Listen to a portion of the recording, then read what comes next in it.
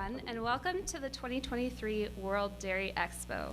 This afternoon's seminar is What the 2023 Farm Bill Has in Store for Dairy, and it's sponsored by the National Milk Producers Federation.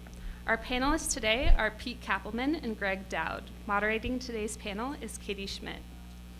Every 5 years, conversations about the Farm Bill resurface before it heads to Congress to fund farm programs, conservation, rural development, nutrition, ag research, and more. Even with the recent deadline for the 2023 Farm Bill, there are still numerous topics up for discussion and questions to be answered. Today, the panelists will try to provide some clarity, but we encourage audience members to ask questions throughout the discussion. Ambassador Greg Dowd is NMPF's Chief Operating Officer. He will become President and CEO of the organization in January 2024 after being named to the position in June 2023. Before arriving at NMPF, he served as the Chief Agricultural Negotiator in the Office of the U.S. Trade Representative from 2018 until 2021. Before that, he served as the president of the Commodities Market Council, representing commodities exchanges before Congress and federal agencies. He also has served as a staff member for the United States Senate Committee on Agriculture, Nutrition, and Forestry, where he helped draft the 2012 Farm Bill, and as chief economist for the National Cattlemen's Beef Association. Most recently, he worked at Aimpoint Research. Pete Kappelman brings a lifetime of experience to the role of Senior Vice President of Member and Government Relations at Land O'Lakes, Inc. As a successful crop and dairy farmer, along with his advocacy experience and board involvement with many agricultural organizations. Kappelman has been a leader in working with legislators on important ag policy issues, including the Farm Bill, climate, trade, and immigration. He also served as an ag policy advisor to the administration for the United States Department of Agriculture and the Office of the U.S. Trade Representative, and was named Director of the Year in 2018 by the National Council of Farmer Cooperatives. Katie Schmidt is the outreach specialist at the Council on Dairy Cattle Breeding. Prior to her position with the CDCB, she spent nearly 7 years at World Dairy Expo in various communications and marketing roles, including communications manager. In 2022, she was recognized as a 35 under 35 by Wisconsin Farm Bureau for her work founding and hosting the Dairy Show, World Dairy Expo's podcast. Today's training has been accredited by the American Registry of Professional Animal Scientists and Dairy Advance for up to 1 CE credit. Dairy Advance is an online continuing education resource designed to allow dairy farmers and agribusiness professionals the ability to formally track and demonstrate our promise of continual improvement and lifelong learning as dairy professionals. Through Dairy Advance, you can find, track, and report your continuing education.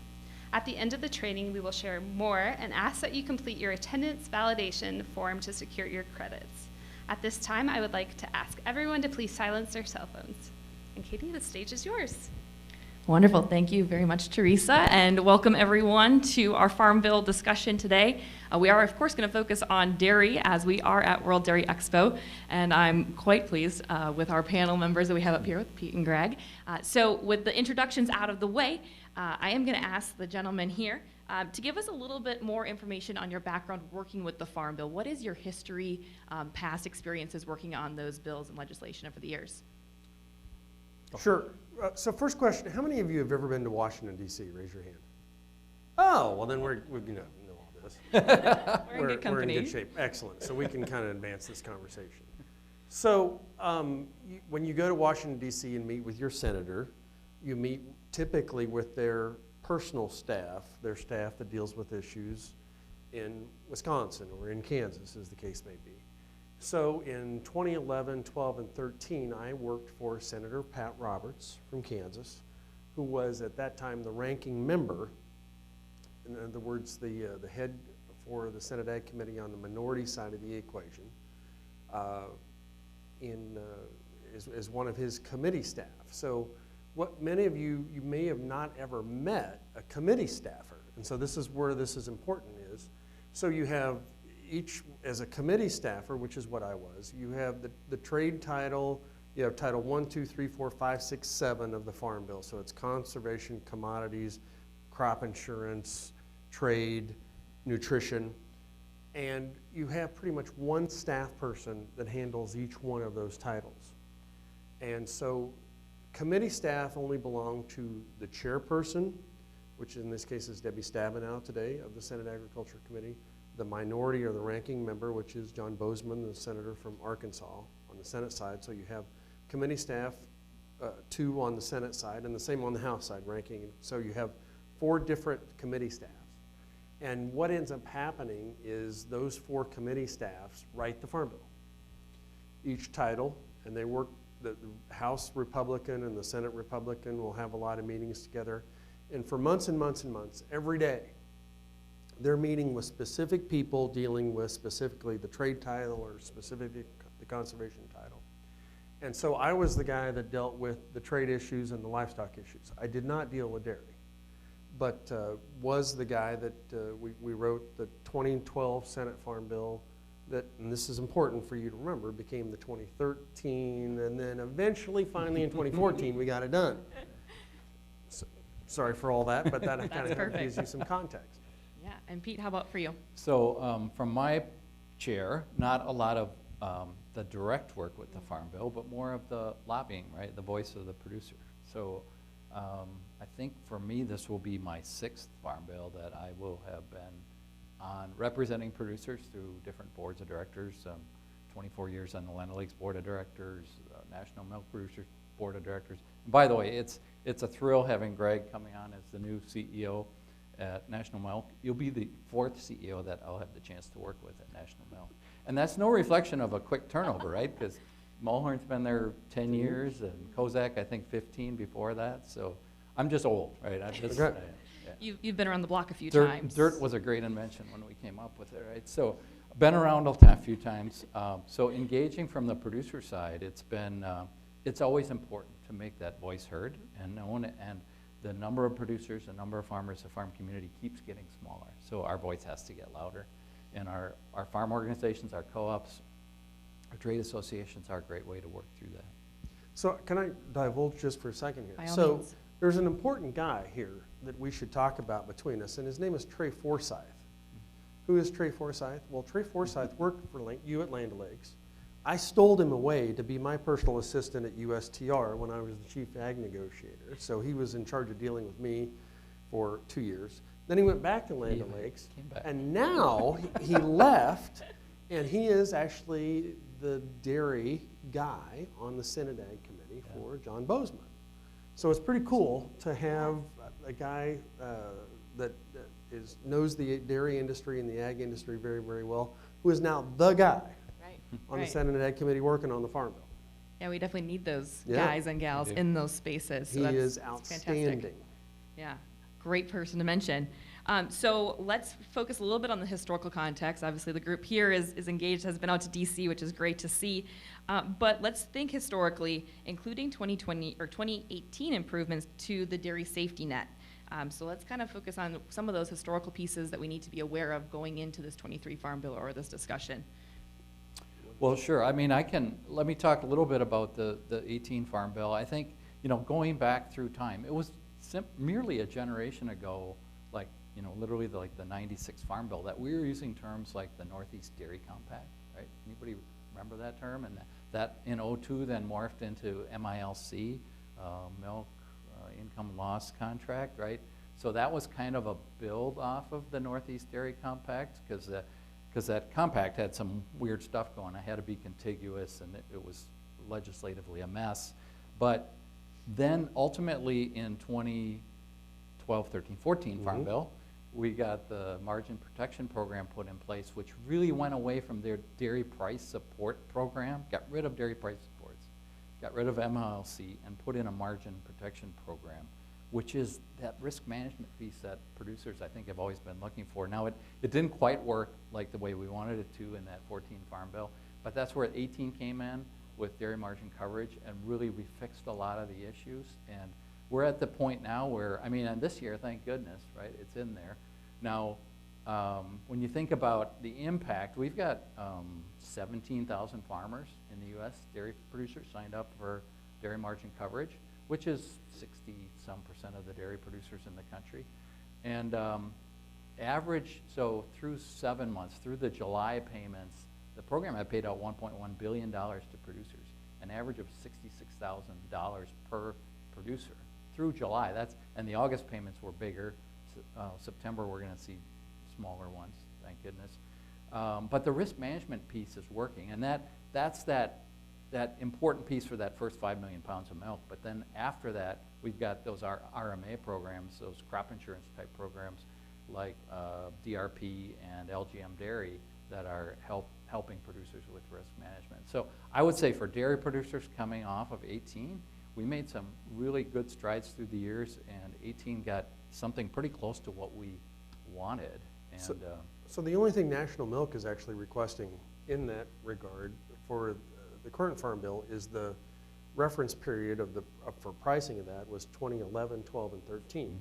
And we're just saying, okay, take that and update it and use 2019, so we're more current and up to date in terms of how we're doing that, and that should help a little bit in terms of, you know, as you go forward in the future and use the program. But other than that, I think the thing works pretty well. it works pretty well. You know, you'd like to naturally tweak it a little bit, but I think dollars are going to be a challenge. So you want to talk about dollars or all that now or later? I don't know, whatever you want to do. Yeah, I think we're going to get there, but Yeah. I want to make sure we're not leaving anyone behind Yeah. in assuming our understanding of the overall Farm Bill. So, Greg, can you cover just kind of the big Yeah, scope, okay. high picture? So let's lead into the dollar Yeah. conversation.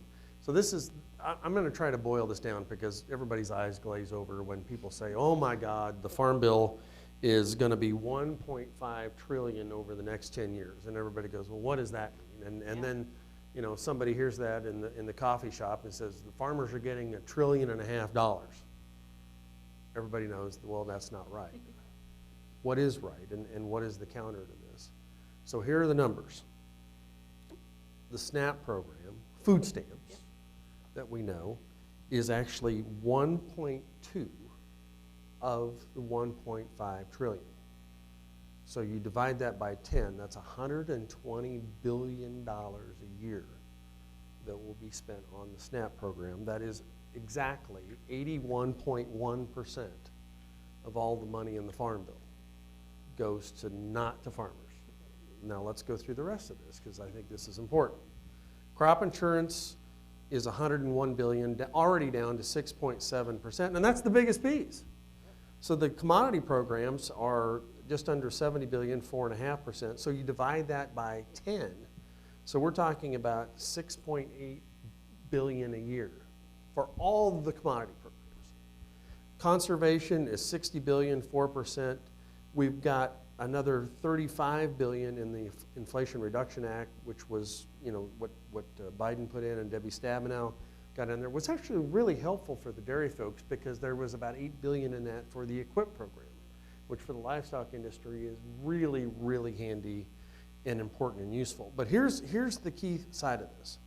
So when you talk about the research title, the trade title, the energy, all the other things in there, other than the things I just named, that's 1.3% of the Farm Bill. That is less than $2 billion a year.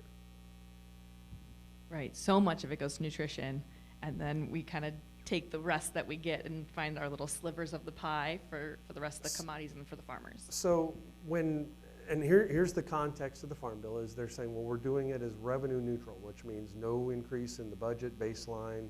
We won't get into all this baseline stuff, but in other words, you got to do it with the same amount of money.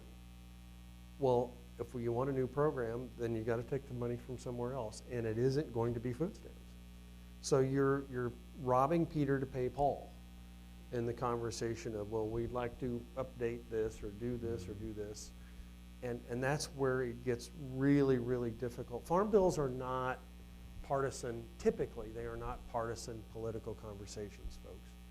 They are regional fights. Or commodity. Between commodity or fights, between yeah. senators and commodity groups in terms of how you divvy up what's left over of the pie. Yeah, okay. Well, let's catch up to speed with where we're at today with our 23 Farm Bill. We obviously passed the deadline on September 30th. We did. We have a functioning government, though, so we'll take that as a win for last week. For 5 weeks. Right, temporarily at least. Functioning, So I think you have to be careful how you use the word function. we have a funded government. Funded. So let's kind of cover where we're at. What's the state of the Farm Bill of today, and where are we And headed? why are we not in crisis, right? Sure, yeah. So part of it is that crop insurance piece is permanently funded, right? So no concerns there.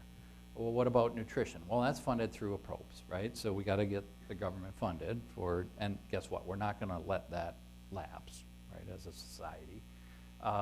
Conservation. Contracts, so that's taken Yep, care of. contracts, yep. So then you're down to some commodity programs like PLC and ARC, AgRisk, Yep. I don't know, ARC, let's call it ARC. Well, PLC and ARC. And DMC, right? Right. And those are funded through the end of the year. So that takes us to that, what the press loves talking about as the dairy cliff, right? And why is that important? And it's kind of fun to talk about every 5 years because you get to talk about something that could happen but really won't. Shouldn't and won't, I don't believe. So what does that mean? Well, in the 38 and 49 farm bills, which I was not a part of, yeah, I was in college at the time. They established, they thought there's certain commodities that our society should not live without, right? It's important to protect the production of those commodities. Milk was one of them. So they said, we're going to create a permanent law that creates a safety net for milk. Let's just use milk, for example. The other ones would be wheat and rice and cotton and corn, I think. But let's use milk. And so they said, let's take an example, or let's use the 1910 to 1914 years, average price, income or inflation adjusted, and you've heard the word parity, maybe not a lot in the last 5 years, but 5 years ago you did. So let's say they said that we will support, USDA will support the price of milk at 95%, or I'm sorry, 75% of parity, which was that 1910 to 1914 price index, so to speak. So what every farm bill since then has done is it suspends that permanent law, right? So the current farm bill overrules it. When a farm bill expires, you go back to the permanent law because Congress thinks that we should still protect those commodities at risk.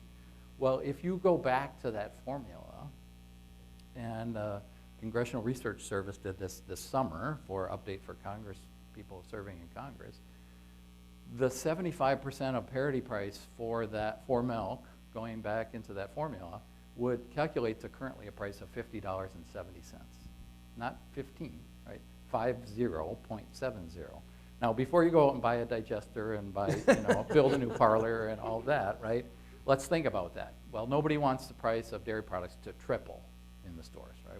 I think I know what. So let's be I clear. don't know what it trade, what dictates would the happen in government trade. buys it at that price. They have to. They have to buy it at They that have to buy enough butter, cheese, Yeah. non-fat, and whey in order to get the farm gate price up to $50, right? So then you're going to put it right? So this will not happen.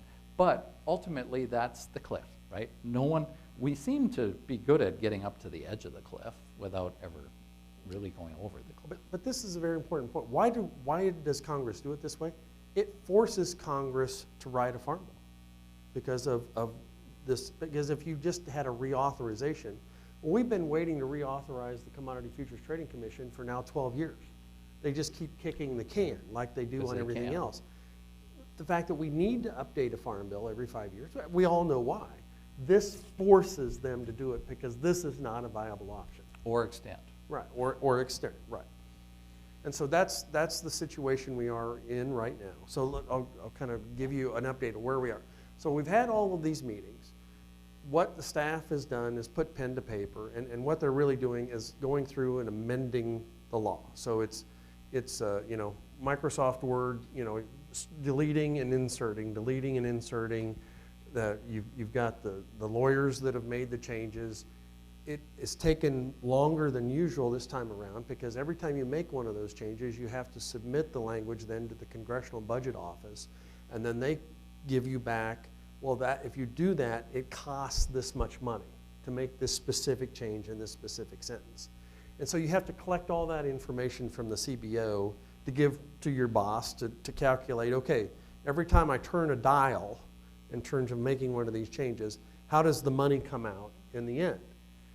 And so all of this process has gone through to a point where we are just about ready to see, now this is jargon, but it is called the chairman's mark, which means Debbie Stabenow, Senator Stabenow, Chairwoman Stabenow, and then G.T. Thompson in the House will come out to the committee and say, here it is. This is the document for everybody to view, and then they will schedule a committee markup.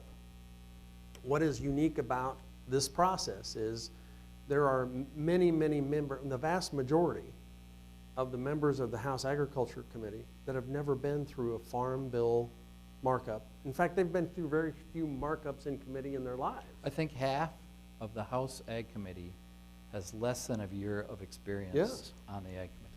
So we're really close. I would say just a couple of weeks away from that critical step in the process.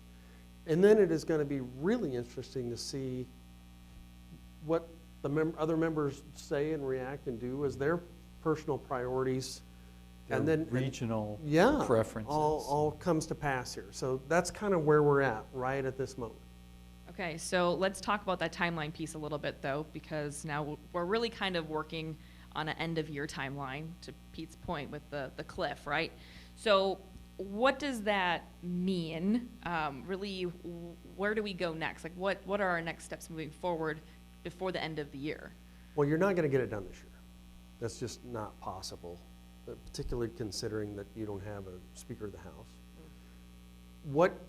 Here's a critical thing you need to know. We need to know who the next Speaker of the House of Representatives is. And the first question U.S. Agriculture should ask the new Speaker is the Farm Bill, or will you please make the Farm Bill a big priority to get done? ASAP, please. And we have to know what the answer to that is. Now, Speaker McCarthy had very much indicated, yes, as soon as we're ready to go, we're going to roll and get this done. I don't know the answer to that. I'm not saying it's going to be a good answer. I'm not saying it's going to be a bad answer. The answer is we just don't know. And until we know that we really can't, it's impossible to answer your question in terms of the timeline. The last thing I would say on this is that, okay, well then the alternative is we have to do an extension. And then for how long and how long that will take, I would simply say this based upon the conversations that I've had and in my 31 years in Washington, D.C., which by the way means I'm of absolutely no value to anyone in the outside world any longer, is that don't just assume an extension is a layup, Mr. Lobbyist. There will be some interesting conversations about how you do that as well. And so you've got a presidential election year, so you don't want to get too far into that, right? You either want to try and get it, can we get it done, Mr. Speaker, can we get it done ahead of the election season, or it goes past the elections, right? And the honest answer, just frankly, we don't know. It's not, this is not a good question. It's an impossible question to answer today. Fair enough. We were talking before this, that everything's kind of a moving puzzle piece still. But It's very... with appropriation, I mean, I don't know what there's kind of a deadline for appropriations, right? Because there's a little bit of a cliff, so to speak, there for the year end.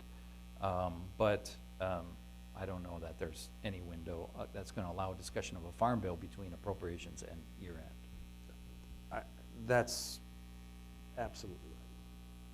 Sure. So I'm going to go back to the funding part because we wanted to make sure we touched on the pieces of the pie that we do have in the farm space outside of nutrition, right? So are there new dollars at play?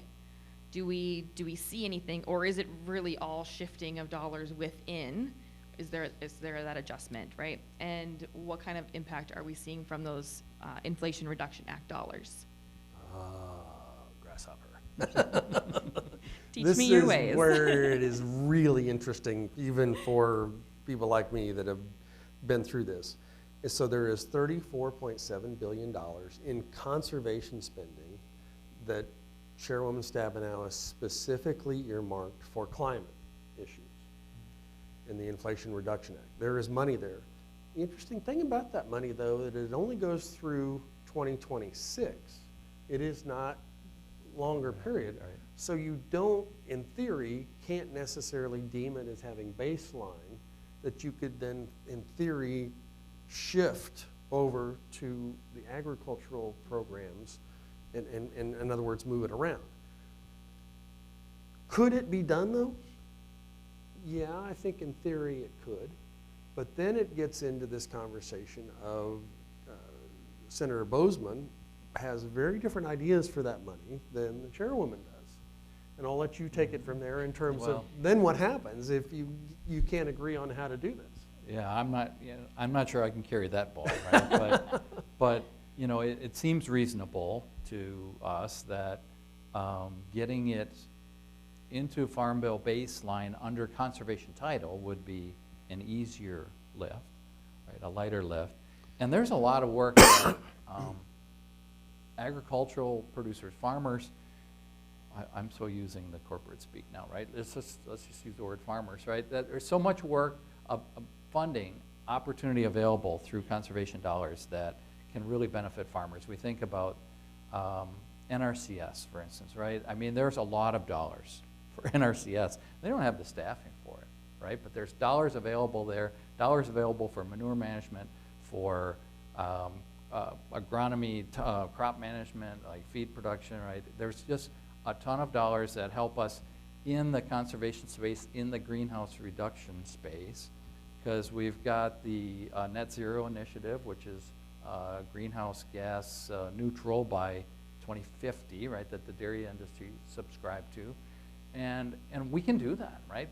But farmers can use matching dollars through conservation to help us get there. And by the way, there's dollars coming back through carbon credits to producers, and there's opportunities all the way from the soil, all the way from what you're doing out on the growing feed, feeding the cows, how you feed the cows, which cows you're feeding. In other words, the genetics can make a big difference, alongside of manure, right? And instantly, farmers, dairy producers tend to go to a digester, right? Well, not necessarily. There's a ton of greenhouse gas savings that are done through simply separation, which really, frankly, makes it a lot easier to manage manure from your end, because now you've got solid and liquid, and it's easier to pump the liquid, and it's easier to haul the solids, which are higher phos out to the further fields. So there's a lot of benefit to bumping up the conservation title of the farm bill. But back to your original question, Sure. $34.7 billion, I think is what it is, through 2026, is the only money we have to play with here. Everything else, at least the way it stands today, has to stay flat. So let's talk about where those dollars are going. What are some of the big issues that we're pushing for in the Farm Bill, priorities that we're looking to accomplish from a dairy perspective? Okay, well let's answer the big kahuna first. So the commodity crops want to increase their reference prices for ARC and PLC. And that makes sense because they're well below where the markets are now. But the CBO score says, you know, they come back, the green, as Senator Roberts called them, the green eye shade guys, came back and said, oh, if you want to do that, that costs you serious money in a hurry. It's expensive. Very expensive. And so then you're like, okay, well then what else is down the list a little bit? And one of the interesting things that is down the list, and this is again where it gets interesting, is export market development funds. Foreign market development, market access programs. So these are the monies we spend through the U.S. Dairy Export Council to promote U.S. dairy exports overseas. And of course, I've worked for the wheat industry doing this, U.S. Meat Export Federation. That's been most of my career working in all of this. And in fact, this summer, I testified in front of the House Ag Committee on this subject. Do you realize that these export market promotion programs have had the same amount of money spent on them for 16 years? They've been flat. No increase. Yet U.S. ag exports have gone for, in that 16 years, from probably something like 50 or 60 or 70 billion to last year, $196 billion. Every dollar you spend in those programs, you get return as a taxpayer of like 20 to 1. And so why shouldn't we be spending more money on that? Now here's where it gets interesting. Secretary Vilsack has said, you know, we could probably tap the Commodity Credit Corporation. to do some of that. And of course, historically, that's been taboo, not allowed to do that, but it was actually the Trump administration that broke the seal Started tapping it for other to do purposes. that, for other purposes, for the first time in history. I'm thinking it's a little bit of a kind of a stash, right? A bank account No. that you can use for special It's purposes. not a bank account. It's actually, Pete, something very interesting. It is one of two places in all of the federal government. The other place is through the Pentagon, where you can tap the U.S. Treasury without congressional authorization. It is very, very unique. And that's where me as the former staffer, I'm really sensitive about that. You want to be really careful there. But the answer is, you know, if you decide to do it as the U.S. government, you could potentially, to answer your question, maybe find some money there. So how's that? We'll take it as an answer. Yeah. Okay, so I do want to, in case there's somebody sees a big elephant in the room and it's labeled nutrition, when we think about that, Right, 81%. Pete, what should we know about that one? Well, you know, it is that 81%, right? And it's the big kahuna there, a part of the Farm Bill. Now, there's as long as I've been going to DC and involved, there's always a question of why should we deal with this? Why don't we separate it, right? It's really, to some people it feels very separate issues. And but it turns out that growing food and feeding people are related, right? They're kind of tied together. And by the way, with the number of Congress people serving in Congress, senators and representatives that understand something about agriculture, and given the percentage, the 1%, right, that are feeding the 99%, we can't afford to have that be separate. I think in 2014 or 13, I guess it was, I think there was a move to separate, but then came back together. Am I correct in that? And we can't pass a farm bill without having that conversation. I've been in offices in D.C. where you tend to send farmers to offices, the friendly office, right, the hometown office, the constituent.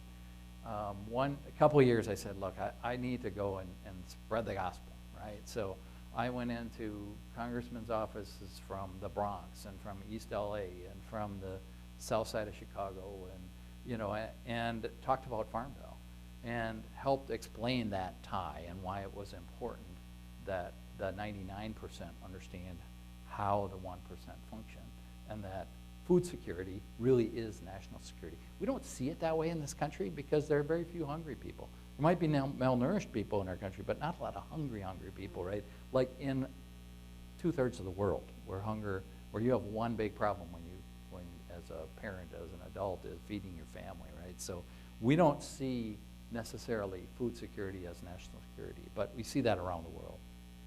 So here's how you do this. Senator Roberts did this once, and he was masterful.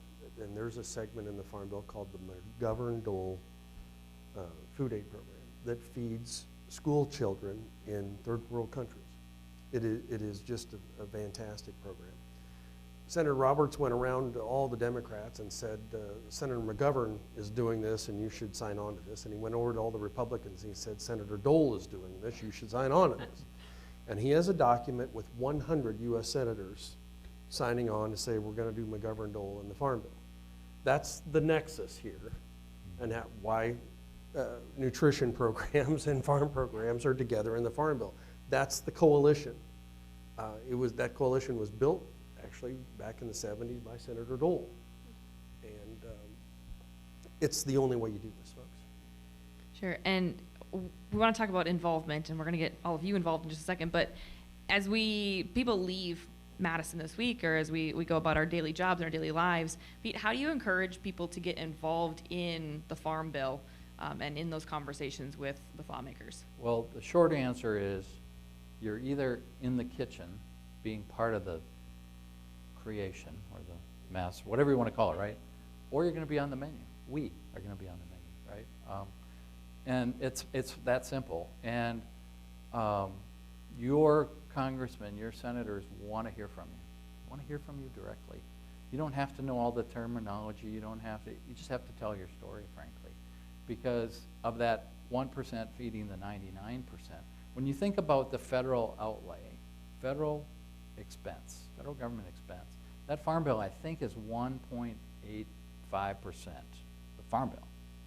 So the farm portion, right, the crop insurance, the safety net, commodity safety nets, is 1/4 of 1% of the federal outlays. I think that's a correct statistic. So it's critical. The fact that the U.S. government needs, should have discussions around farm program safety nets when it's 1/4 of 1%, I think is an easy message to carry, right? And they need to hear from you. You can work through yourself, do it yourself individually, work through your co-ops, work through your farm organizations. And if you don't know, just ask someone, hey, I'd like to get involved, I'd like to get engaged. But we need that voice there. We need to get a farm bill passed as soon as possible. And it's just critical. Yeah, okay, so I'm a firm believer that the power of having a live panel in front of an audience is giving you all the opportunity to ask questions. So we're gonna open that up if there are questions for these gentlemen up here.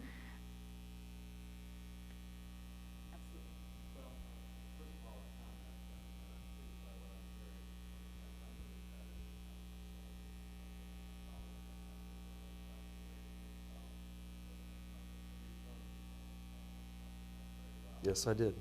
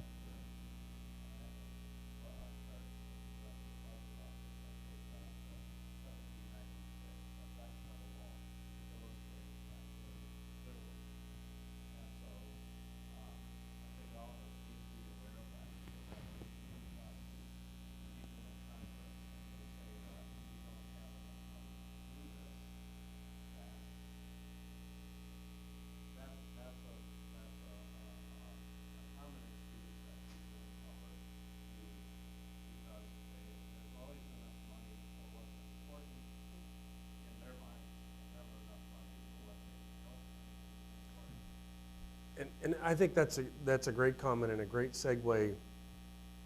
It seems like the Farm Bill is always the guy that has to cut versus everything else that goes on in Washington.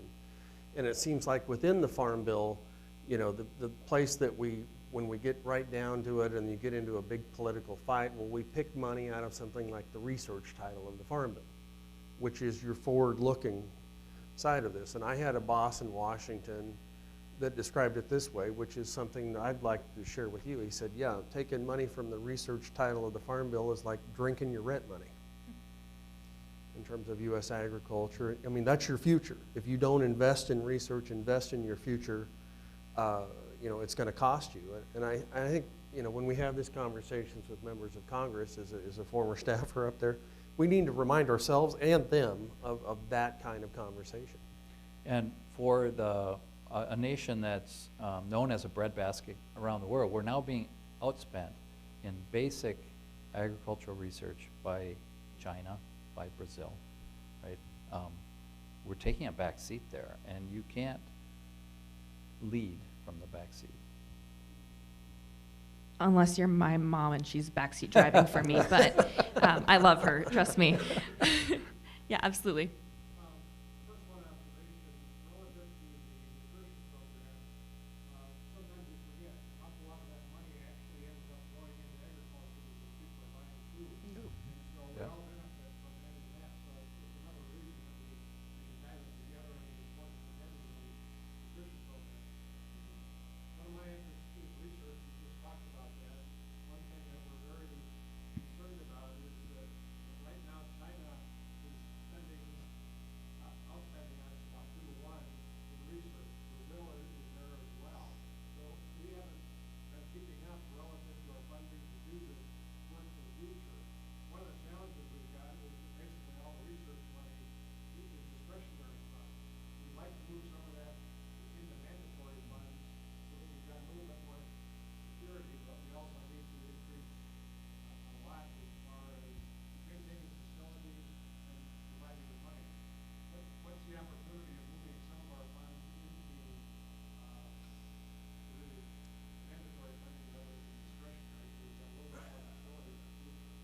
It's a question that is always asked. It is a great question, and the answer is, as a staffer, that's a question above my pay grade. You gotta ask the boss about things like that. So, and just so for the folks that are listening online for the live stream, the question's about moving funds, right, from temporary to permanent funding. Am I correct in that understanding? Okay, just One so of- that we can hear. And a great comment too, right? It is. And it's, while we know there won't be much additional funding for research in this farm bill, one of our asks at Lino Lakes has been to go, in Congress, in Washington, has been to ask for a study to be done to show how far behind we are, right? I Yeah. think we're a pretty competitive nation, right? So I think if we've got the research that shows how we're losing ground, maybe then we have the ability to set up some action for future. So I'm gonna mention just one thing for you here, and I don't want to digress too much. So I was actually the guy that negotiated the ag portion of the China Phase 1 agreement. It was a year of my life, 33 negotiating sessions. One of the 57 things that we got in the agreement, only 1 or 2 are not done, and one of them is on biotechnology. The reason China didn't want us to do what we wanted them to do on biotechnology, they were trying to catch up. And we knew they were trying to catch up. Here's the punchline. This fall, for the first time in China's history, what have they told their Chinese farmers? It's okay to plant biotech seeds. For years and years, all these years, they've told them, don't plant them, it'll kill you, they're poison, blah, blah, blah. Now they're saying, go ahead and plant them. Why are they saying that? Because it's Chinese technology. Surprise, surprise. Yeah, absolutely. So if we assume that DMC ends at the end of the year, if we assume that we're still at a margin level that you're seeing, what would be your guess on how the program would be administered, continued, what would the future of that look like beyond the first 2 years? Yes. We would have to, at some point here, maybe not on January 1, but presumably, I would say prior to maybe April 1, we would have to get an extension. Yeah. And again, the And- question for folks live streaming that can't hear in the room, questions about DMC payments, assuming that they still need to be in function because the margins are tight. I think well, first of all, you don't have FSA staff, right? Right. So there's no one there to process it to begin with, assuming there's no government funding. But I think historically there's been a catch-up. I think that's what you would see would be a catch-up in payments. It would get sorted out eventually, and you would not be short-changed in theory on it, but things are not easy to predict right now. But would that be possible if the Farm Bill wasn't passed? But you'd still, if it would be under current law if you extended it, if you did an extension. Yeah.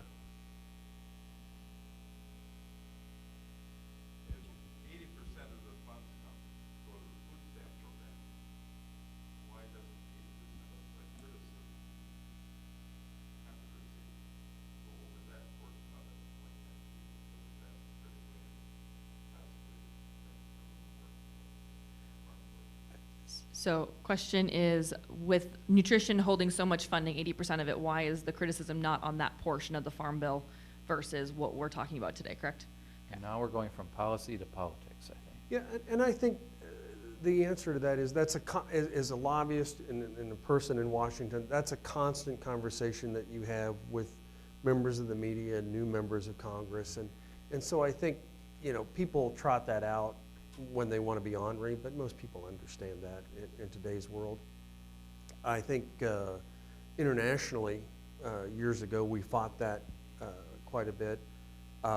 When I was at USTR, we went to the WTO because we were getting still a lot of criticism about our domestic support programs, our ARC and PLC, by China and India and elsewhere. So our government did something very interesting, and I was actually the guy that got to go to the WTO in Geneva and hand the piece of paper to the minister to the WTO in India and say, actually, we looked at your own websites, and what you said to the WTO that you're subsidizing your farmers on, in reality, it's about 8 times that. And we provided that to everybody else in the world, and all of a sudden that criticism went away as well.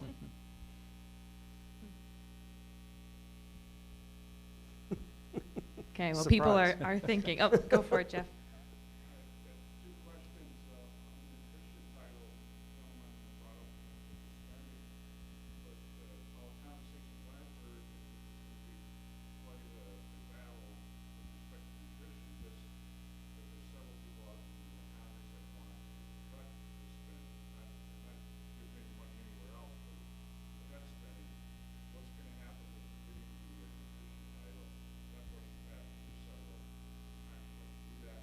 And discussions on dairy, it seems like we're all in too much agreement as to what we should do with B1Cs and those things in the program.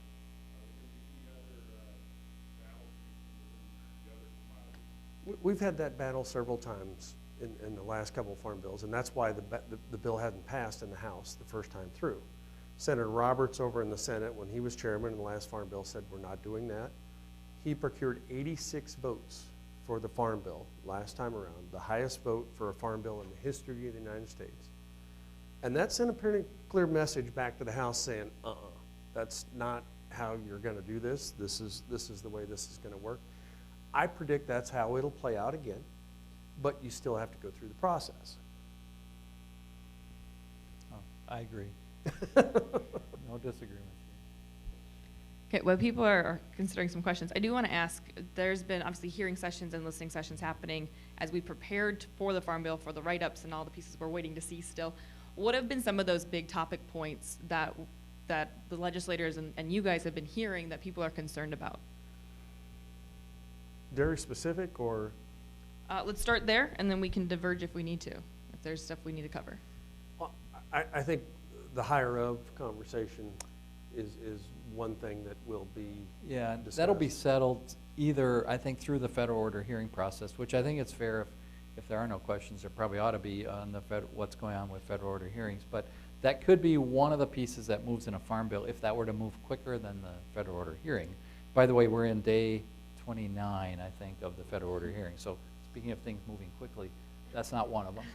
And we still got, I don't know, 10 days left. So at any rate, I think that the higher of,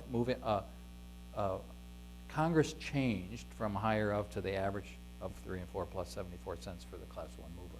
Congress made that choice, that decision. So there's feelings that Congress could also then revert back to. But it's also been a part of the federal order hearing process. One of the proposals National Milk brought forward. The other piece we should mention that we need in the Farm Bill, which the whole dairy industry agrees on, right? I mean, I was at the American Farm Bureau Dairy Summit last October, which had representatives from co-ops, 200 producers in the room, dairy producers in the room. We had processors, we had economists in the room, and the agreement was we need better data when we talk about make allowances. Because this is the really, you know, I hear a lot of comments, spending most of my life as a dairy farmer, listening to farmers, as a board member, right? Hear a lot of comments about, gosh, federal milk marketing orders are complicated, and I don't know, we're getting to the point where we maybe don't need that. And my message has always been, look, they are complicated, right? I thought I understood them 28 years ago. It turns out I knew about that much. And now I realize what I don't know, right? I keep learning more, realize there's more I don't know. But they are so critical to the success of the dairy producers. There's like 20-some commodities that are covered by federal marketing orders. Most of them are vegetable or fruit or nut commodities, specialty crops. Dairy is called out, and dairy is called out because of its unique properties, right? Its perishability, its importance to our country, our youth, right? Schools, and orderly marketing is really important. As a corn grower, soybean grower, you can market whatever percent of your crop, deliver it wherever you want, any day of the week. Do it twice on Sunday. Don't do any for a month. You can call your own shots. When you're selling milk, you got to know where it's going to go. You got to know who's going to pay you, right? And that part is really important. And the really neat part about federal orders is producers are in charge of regulating the processors, right? And producers get to vote on federal orders. They vote them in, they vote them out. So there's a lot of aspects to federal orders, price transparency, reporting, the make allowance, right? So we need that make allowance survey. We need to know what plants, that every plant that's making one of the 4 basic commodity products, non-fat and butter or cheese or whey, right? We need to know what their costs of production are so we can set the make allowance appropriately. We don't have that complete data. We need mandatory, we need audited data. So that should go in the Farm Bill. But the rest of we need that. I think legislatively, it has to work legislatively. It can't work through the hearing process. But that federal order hearing process, it's moving slow, but it's so critical to the industry. So there's common food names. We need some, help our trade negotiators when we're negotiating deals. Been involved in that. We've got the issue of whole milk in schools, and I think there's a huge groundswell to do some things on that. So they're not major issues here in terms of a farm bill in the dairy industry, other than continuing our risk management, having some continuity there, and I think we'll get there. It like anything right now, the sausage making when you pull back the curtain is pretty ugly these days, folks. Don't look at that, but we will eventually get there. Yeah, one more question. It seems like in the last 5 years, there's been more growth with interest in supply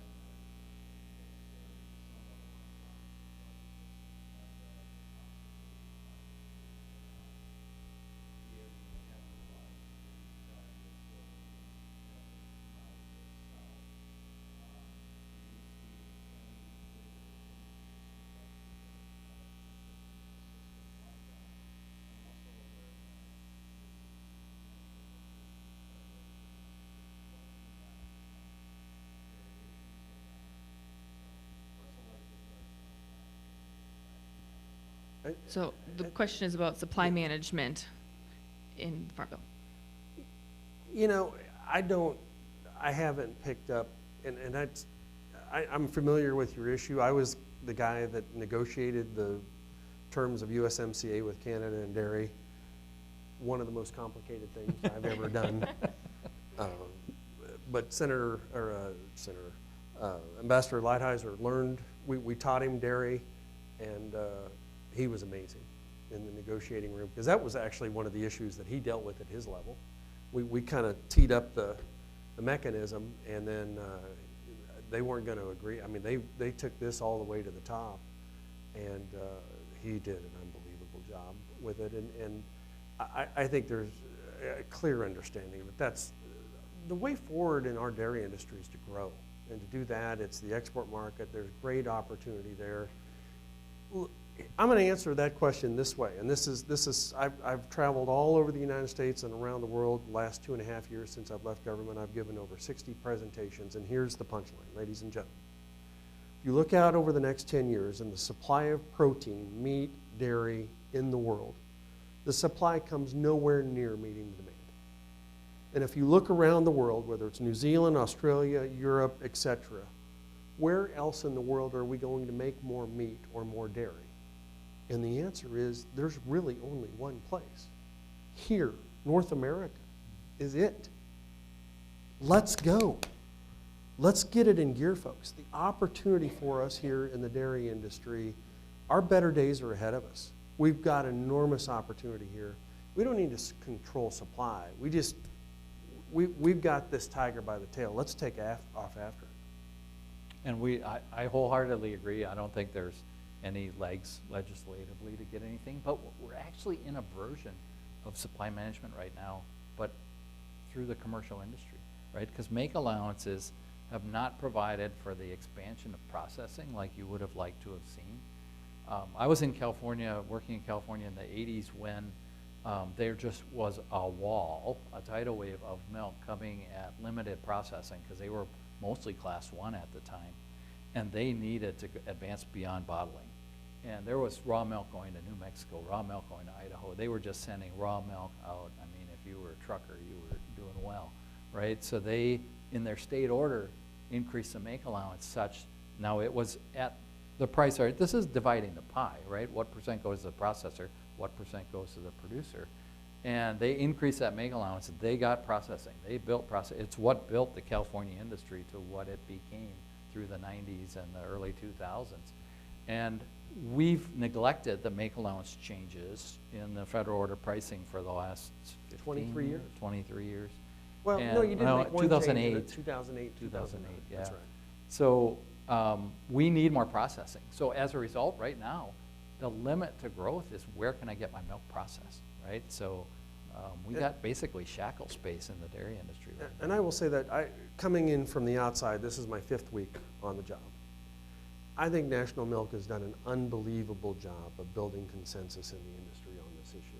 They spent over 100 meetings, 2 years, everybody trying to figure out what's the right answer to this riddle.